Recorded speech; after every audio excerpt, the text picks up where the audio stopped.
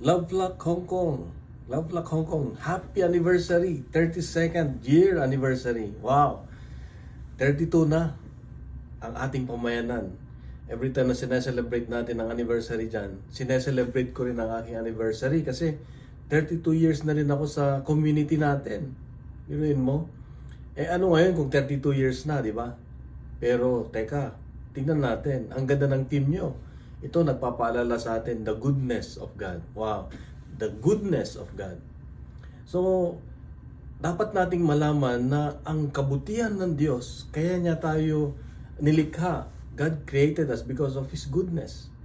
Kaya nga, every time na tayo ay namumuhay ng may mapagmamahal, if we are living, become loving, become peaceful, become joyful, become kind as human, then nagiging nire-reflect natin ang ating Diyos sa buhay natin. Kung yun ang nakikita sa atin. Kaya nga napaganda itong community natin dahil tinutulungan tayo na maging katulad ni Jesus, katulad ng Diyos. Pangalawa, so alam na natin na we were created because of His goodness and to become good.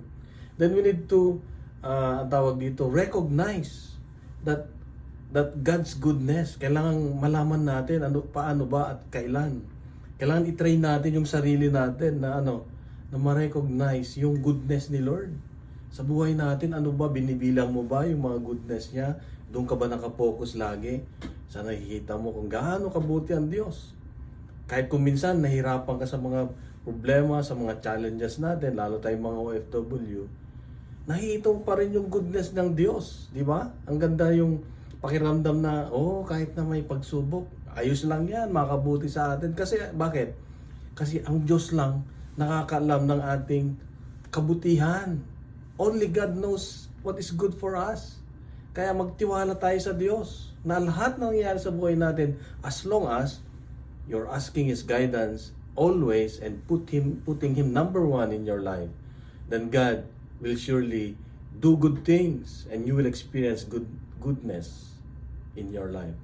And then so, alam natin na we were created to become good, share the goodness, then we are trained to nakikita natin, nare-recognize na natin ano ngayon ang susunod. Then it's up to us to reflect God's goodness.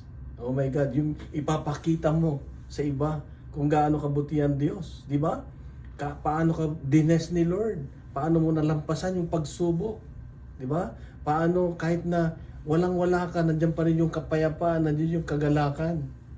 So that's the beauty of being with God, di ba? Kaya importante mga kapatid na sabi nga dito, be still and know that I am God. Kaya paborito itong cup na ito kasi it reminds me every day na God is always good. Di ba? God is always good. And then, so, ngayong 32nd year anniversary natin, ang community din natin, maraming pinagdaanan sa mga bago nating mga kamiyembro. Maraming pinagdaanan yan. Yung pagsubok, ano man. Pero okay lang. Ganun ang buhay. Ang community natin hindi perpekto. Lahat may pagkukulang. Ako may pagkukulang.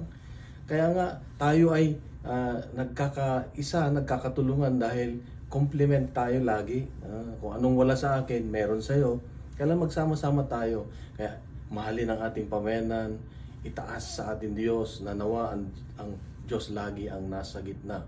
And we ask the Holy Spirit to help us how to become good, how to become like Christ, so that we can reflect the goodness of the Lord. So, happy anniversary sa inyong lahat. Happy anniversary.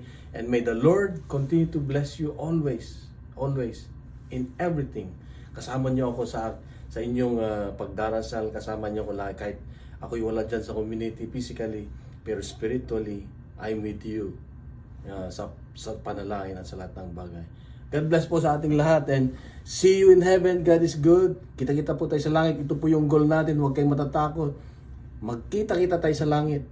Yan ang aking panalangin. Pagdasal din niyo ako na mahila niyo ako sa langit dahil kailangan ko ang prayers niyo. Kailangan natin ang bawat isa. God is good. Happy anniversary. At sa lahat po ng mga speakers natin dyan, alam ko na dyan si Brother Bingbong. At we are so blessed. The head servant is there. Ang grasya ng Diyos ay bumubuhos at kasama si Brother Jing, ating head elder dyan. mga ibang speakers, the blessings of God will continue to flow, the goodness of the Lord through our community. God is good. God bless. See you in heaven. See you in heaven.